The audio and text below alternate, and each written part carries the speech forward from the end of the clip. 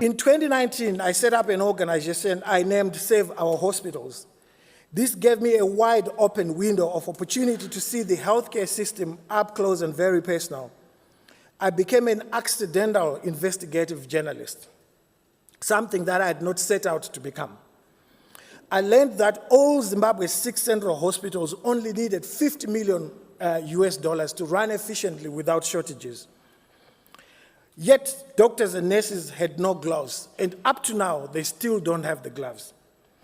There was and still is no medication in our hospitals. I just tweeted yesterday that one of the big 5 hospitals could not even give a patient paracetamol as of yesterday, or MMT. It's not available, yet this is one of the big 5 hospitals in my country. The amount of money being looted every month in smuggled gold alone could run all central hospitals for 2 years without any shortages. The ZANU-PF political elites loot $100 million US dollars every month. Our hospitals, the central hospitals, require only $50 million. So what they are stealing in a month can run the central hospitals in 2 years. That is the absurdity of how corrupt the regime has become. When COVID hit in January 2020, I started using Twitter and Facebook to expose how the government had destroyed our public health care. Everyone was terrified. I was terrified of dying too. And it was so terrifying that to see a government behaving in the way they were behaving, one had to do something about it. When I started using Twitter and Facebook to expose how the government had destroyed our public health care system, which led to a local politician organizing an anti-corruption march, I became public enemy number 1.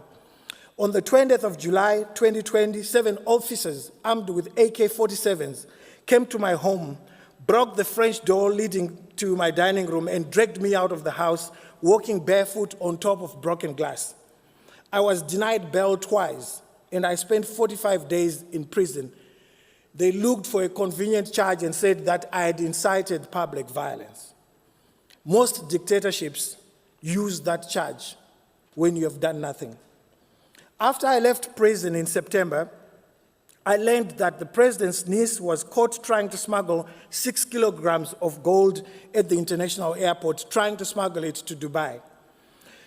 But because she's part of the ruling elite, the National Prosecution Authority was planning to give her bail unopposed. I exposed this corrupt deal online, and a couple of days later, there was another knock again on my door. I was arrested again. Initially, they said I'd broken my bail conditions for the first charge of my pending case, but in police custody, they changed the charge and said I'd obstructed justice, more like I'd obstructed corruption. She was indeed offered bail unopposed, as I had said in my tweet, but the courts intervened probably out of embarrassment that I had reported about it.